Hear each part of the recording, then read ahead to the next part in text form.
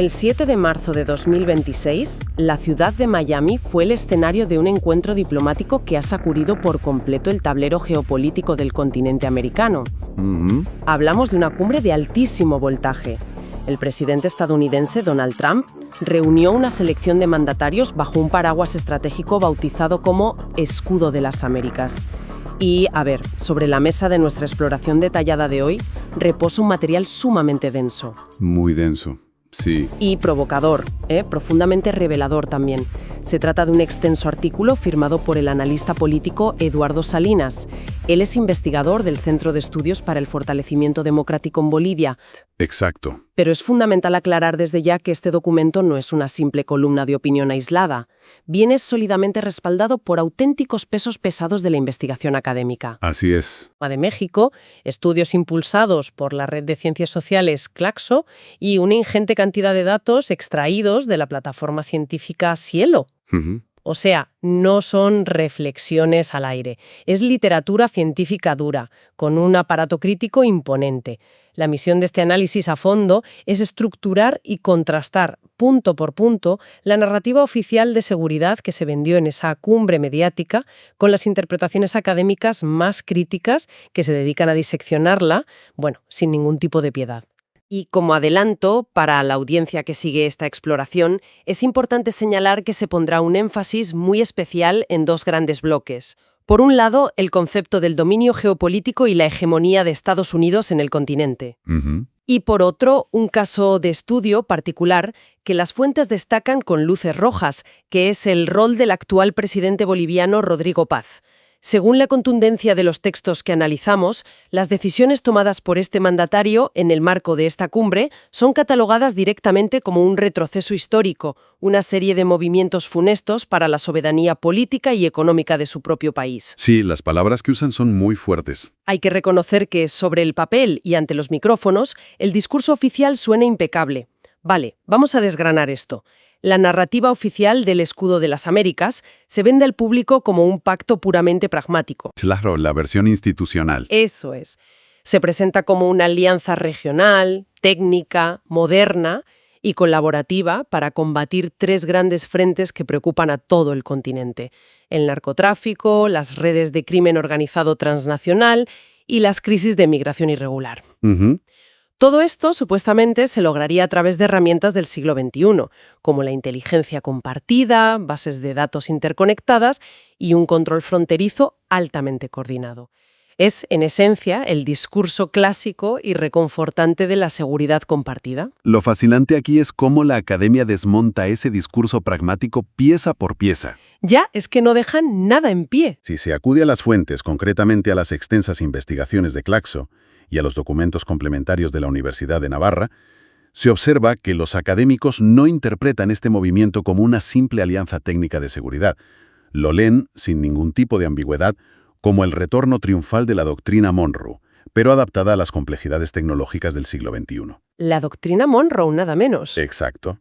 La tesis central que sostienen estos investigadores es que no se está hablando en absoluto de combatir el crimen, se está hablando de una reorganización completa del hemisferio occidental. El objetivo subyacente, la verdadera sala de máquinas de este tratado, sería mantener y blindar la primacía de Washington frente a una competencia global que ahora es innegablemente multipolar. En otras palabras, la academia sugiere que el verdadero propósito de este escudo es levantar un muro geopolítico invisible pero infranqueable para bloquear, de manera muy específica, la creciente y sostenida influencia económica y tecnológica de potencias como China y Rusia en toda la región latinoamericana. Es como si la seguridad ciudadana fuera simplemente el brillante escaparate de la tienda, pero en la trastienda se estuviera jugando una partida de ajedrez a nivel planetario, moviendo piezas para asegurar el control del tablero. Una analogía muy acertada. Y hay que destacar que el texto de Salinas utiliza otra analogía brillante, un detalle realmente memorable que resume toda esta teoría. Menciona explícitamente que la cacareada guerra contra los cárteles del narcotráfico se presenta en esta cumbre de Miami como la, y cito textualmente, excusa perfecta para matar 12 pájaros de un solo tiro. 12 pájaros de un solo tiro. Es una imagen sumamente potente. Ojo al dato, porque sugiere que el narcotráfico funciona como la llave maestra que abre la puerta legal y diplomática a otro tipo de intervenciones mucho más profundas en los países firmantes. Esa frase es precisamente la clave de bóveda de todo el argumento crítico que atraviesa los documentos. Si se analizan a fondo los estudios proporcionados por la Universidad Nacional Autónoma de México y se presta especial atención a los trabajos de investigadoras de primer nivel en el ámbito de la geopolítica como Ana Esther Ceseña, respaldados además por estadísticas crudas de Cielo, el porqué de esta insistencia en la militarización queda meridianamente claro. Claro, porque a priori uno pensaría que es solo para frenar la violencia. Pues la evidencia histórica recopilada durante décadas demuestra que en América Latina las políticas de militarización impuestas bajo la excusa de la guerra contra las drogas generan efectos profundamente ambivalentes y a menudo catastróficos. Es de traca cómo los datos reflejan siempre el mismo patrón. A corto plazo, la intervención militar puede lograr asestar un grupo mediático a un cártel específico, capturando a un líder o incautando un cargamento espectacular. Pero a largo plazo, la literatura científica demuestra que estas intervenciones generan más violencia estructural, provocan una balcanización o fragmentación de los grupos criminales en células más pequeñas y letales, y conducen a la militarización permanente de ciudades enteras, afectando gravemente a la población civil. Pero, un momento, a ver. Si la historia y los datos empíricos ya han demostrado con creces que esta militarización genera más violencia a largo plazo y no resuelve el problema, ¿cuál es el argumento de los investigadores para explicar que se siga apostando sistemáticamente por la misma estrategia? ¿Es la pregunta del millón? Claro, ¿qué hay realmente detrás de esa insistencia si no es la eficacia policial? Ahí radica la denuncia principal de los textos. El argumento sostiene que estas políticas antidrogas, que siempre son diseñadas en despachos fuera del continente sudamericano, en realidad no buscan solucionar el problema social de raíz, no buscan erradicar la pobreza ni ofrecer alternativas económicas a las poblaciones vulnerables.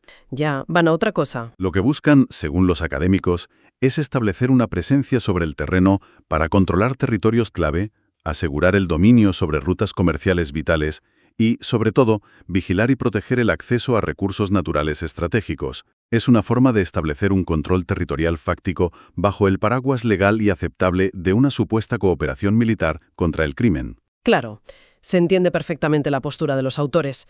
Se ataca el síntoma con armamento pesado y despliegue mediático, pero se ignora deliberadamente la enfermedad estructural, ganando de paso un acceso militar y estratégico privilegiado a zonas ricas en recursos. Exactamente. Y esto nos lleva a un terreno aún más espinoso, un ámbito que las fuentes no evitan en absoluto, sino que abordan de frente.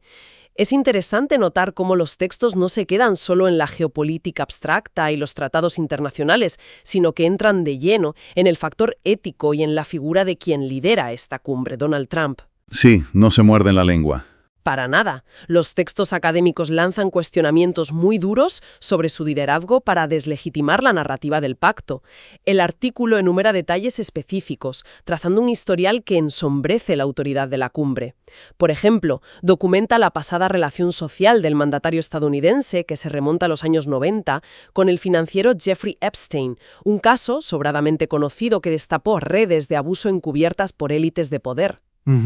También saca a relucir los recientes conflictos militares en Medio Oriente, mencionando específicamente las tensiones con Irán, que han dejado un saldo trágico de víctimas civiles. E incluso el ensayo aporta un dato mediático llamativo y muy reciente, que es la renuncia en bloque de varios periodistas de la prestigiosa cadena BBC a raíz de las presiones por un polémico documental que investigaba precisamente al propio presidente estadounidense. Al conectar estos elementos con el panorama general del análisis, se hace evidente la estrategia retórica del autor. Utiliza todos estos datos empíricos, judiciales y periodísticos para cuestionar frontalmente lo que en el texto se denomina la credibilidad moral del proyecto. Claro. El argumento académico plantea una paradoja que consideran insalvable. ¿Cómo puede alguien envuelto en estas profundas polémicas éticas, judiciales y militares a nivel global erigirse como el líder natural de una coalición hemisférica supuestamente basada en la defensa inquebrantable de los valores democráticos, la paz y la estabilidad institucional? Es una buena pregunta. Para los analistas citados en nuestro material, la legitimidad y la viabilidad de un proyecto de seguridad regional de esta magnitud no se evalúan únicamente leyendo el texto final de un tratado en papel timbrado. Se evalúan también analizando el historial político, ético y de derechos humanos de la administración que lo impulsa e impone. Las fuentes sugieren, por tanto, que la inmensa contradicción entre el pulcro discurso de estabilidad del escudo de las Américas y la práctica política históricamente conflictiva de su principal promotor socava desde los cimientos la viabilidad misma del acuerdo. Resulta una disonancia cognitiva a nivel diplomático de proporciones gigantescas, al menos según la lectura que hacen estos centros de estudios. Aquí es donde se pone realmente interesante el análisis, porque el texto de Salinas aterriza toda esta enorme macropolítica, todos estos debates sobre hegemonía global, en un caso de estudio muy concreto y palpable. Bolivia. Exacto, la participación activa de Bolivia y, muy especialmente, las decisiones de su presidente, Rodrigo Paz. La imagen mediática, esa que dio la vuelta al mundo abriendo noticieros, fue la de Rodrigo Paz estrechando efusivamente la mano de Trump en Miami, con las banderas de fondo. Sin embargo, el análisis del CEFID no tiene ningún tipo de piedad con esta escena. Califica al mandatario boliviano de figuretti. Figuretti. Y tela con la descripción. Es un término que en la jerga política sudamericana tiene muchísima miga. Básicamente retrata a alguien a quien le pierde el afán de protagonismo, alguien que prioriza la foto, el postureo internacional y la exposición superficial por encima de la sustancia política real y el trabajo de Estado. Y es que esa fotografía, aparentemente inofensiva o diplomáticamente habitual, es diseccionada por los académicos como el símbolo definitivo de un giro diplomático radical e incomprensible. Históricamente, y esto es clave para entender la gravedad de la crítica, la tradición diplomática boliviana se ha caracterizado por enfatizar ferozmente la soberanía nacional. Claro. Al menos en su discurso oficial y en sus constituciones recientes, siempre han defendido la autonomía frente a potencias extranjeras y una integración estrictamente latinoamericana. Ver, por tanto, al presidente boliviano validando con su firma y su presencia una arquitectura de seguridad diseñada íntegramente en los despachos de Washington supone romper de manera abrupta con décadas de política exterior consolidada. Es un giro de 180 grados. Absolutamente. Además, las fuentes subrayan una desconexión total, casi esquizofrénica, entre este tipo de grandes gestos simbólicos en el extranjero y la cruda realidad interna que atraviesa el país andino. Mientras el presidente busca con ahínco los focos, los aplausos y las portadas en Miami, los textos señalan que ignora de manera sistemática graves crisis que se acumulan en casa. Problemas serios. Muy serios. Hablan de una economía en clara desaceleración, una inflación que merma el poder adquisitivo, enormes presiones fiscales sobre las arcas públicas y una creciente desigualdad social que está golpeando sin piedad a los sectores más vulnerables de la sociedad boliviana. Es una barbaridad constatar ese contraste entre la alfombra roja exterior y las urgencias interiores. Además, el texto hace hincapié en un detalle casi distópico que llama poderosamente la atención. Menciona que los titulares de prensa local que recogían las críticas de la oposición a esta reunión en Miami fueron extrañamente suprimidos o relegados en los motores de búsqueda de Internet.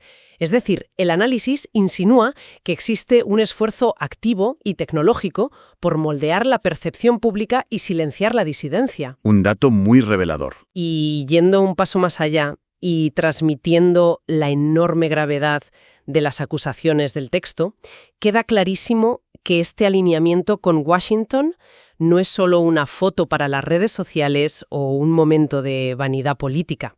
Según la academia, las implicaciones son profundas, reales y a largo plazo. Totalmente. Profundas y, utilizando el término exacto de las fuentes, funestas para la soberanía boliviana. El análisis argumenta de forma contundente que participar en el escudo de las Américas no es entrar en un club de amigos, implica someterse voluntariamente a un esquema de subordinación política y económica. Dada la gigantesca e insalvable asimetría de poder histórico, militar y financiero entre Estados Unidos y Bolivia, integrarse a este engranaje no representa una cooperación horizontal entre naciones iguales. Las fuentes advierten con suma preocupación que esta nueva dependencia pondrá en un riesgo inminente los abundantes recursos naturales estratégicos que posee Bolivia. Pensemos, por ejemplo, en el litio o el gas, recursos que son vitales para la transición energética global. Claro, estamos hablando de los recursos del futuro. Exacto. El argumento central es que, al ceder el diseño de su arquitectura de seguridad y defensa a una potencia externa, el Estado boliviano verá severamente amputada su capacidad de maniobra. Perderá la fuerza necesaria para definir e implementar un proyecto propio de desarrollo económico a largo plazo. En resumen, la crítica académica concluye que se está hipotecando el futuro económico y la independencia de todo un país a cambio de una validación política completamente efímera y de corto recorrido en el escenario internacional. Una factura altísima por una foto en Miami. Llegados a este punto, resulta fundamental bajar a la tierra todos estos conceptos. Para quienes nos escuchan de camino al trabajo o mientras hacen sus tareas, es completamente lícito e inteligente preguntarse lo siguiente. ¿Por qué debería importar todo este complejo entramado de cumbres internacionales, fotos de protocolo y áridas teorías geopolíticas? Más allá de los pasillos del poder, ¿cómo afecta realmente todo este movimiento al ciudadano de a pie en el continente latinoamericano? Esto plantea una pregunta importante y de hecho nos conduce directamente a la conclusión central que comparten los diversos investigadores citados en nuestro material. América Latina en su conjunto se encuentra ante una encrucijada histórica monumental. No es una exageración académica. La región debe elegir en esta década entre dos caminos que los textos consideran mutuamente excluyentes. Dos opciones. El primer camino es intentar forjar una integración verdaderamente autónoma. Un esfuerzo por revivir y modernizar modelos de cooperación regional propia, al estilo de lo que en su momento de mayor auge propusieron bloques como UNASUR o la CELAC, con el objetivo primordial de reducir la extrema dependencia de potencias externas. El segundo camino, que es exactamente el que parece consolidar y cristalizar la cumbre de Miami, es el de abrazar esquemas de alianzas que inevitablemente resultan subordinadas a las necesidades estratégicas de potencias globales. Las fuentes incluso se atreven a dibujar los escenarios futuros a los que se enfrenta el ciudadano. ¿Y cuáles son esos escenarios? Si se consolida este alineamiento bajo el escudo, se advierte de una región cada vez más fragmentada internamente y atrapada en medio de los intereses de seguridad de Washington. Por el contrario, si surgen focos de resistencia diplomática, se prevé un intento de reequilibrio multipolar donde los países sudamericanos busquen desesperadamente diversificar sus relaciones comerciales y tecnológicas con otras partes del mundo para no quedar asfixiados. Vale. Entonces, ¿qué significa todo esto? Si se hace una síntesis rigurosa y honesta de todo el voluminoso material que ha ocupado esta exploración hoy, desde los detallados ensayos del CFD hasta las duras advertencias históricas de la UNAM, el mensaje que lanza la academia es absolutamente unánime y no deja lugar a dudas. Así es. El Escudo de las Américas va muchísimo más allá de una simple cumbre de seguridad bien intencionada para frenar a las mafias.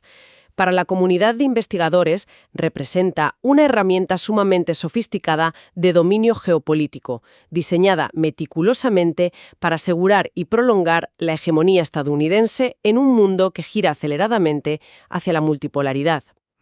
Y dentro de este inmenso tablero de ajedrez, las decisiones tomadas por administraciones como la del gobierno boliviano actual no se consideran meras anécdotas de la diplomacia.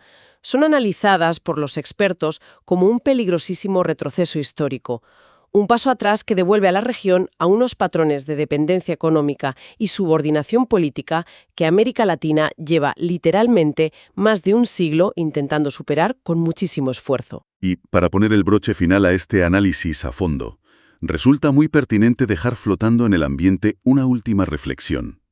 Una idea que expande las preocupaciones planteadas por las fuentes y mira directamente hacia el mañana. ¡Adelante! A lo largo del texto se ha hablado extensamente de control territorial, de recursos naturales y de la militarización tradicional de las fronteras. Pero si las naciones latinoamericanas continúan cediendo con tanta facilidad el diseño de su arquitectura central de seguridad y defensa a potencias externas de cara a las próximas décadas, surge un interrogante ineludible y escalofriante. Cabe preguntarse, ¿qué pasará cuando las futuras guerras globales y los conflictos por la hegemonía ya no se libren desplegando ejércitos convencionales en las fronteras, sino que se libren a través de la dependencia tecnológica extrema, el control absoluto de la inteligencia artificial y el dominio sin contrapesos de la infraestructura digital global?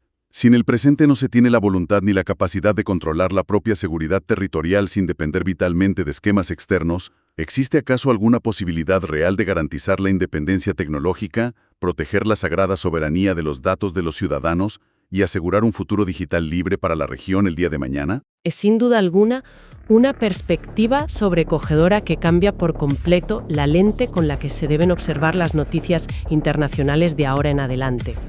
Con esa reflexión final se despide la exploración de hoy. Agradecemos profundamente la compañía y la atención de quienes sintonizan este espacio buscando ir un paso más allá del titular fácil. La invitación, como siempre, es a no quedarse en la superficie, a buscar incansablemente los matices ocultos y a seguir cuestionando de manera crítica toda la información que se consume a diario. Hasta la próxima inmersión en los datos.